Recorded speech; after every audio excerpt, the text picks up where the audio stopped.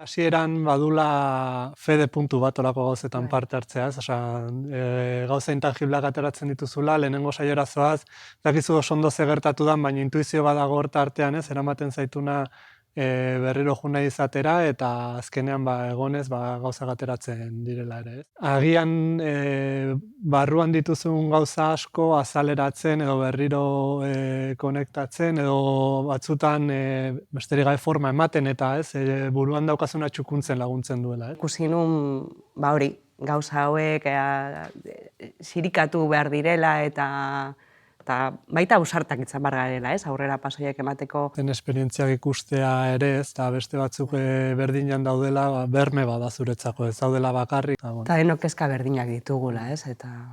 Bai, nik uste kezka eta zalantza horiek konfiantzazko giro baten landu alizateak eta horietaz hitz egiteak laguntzen dula,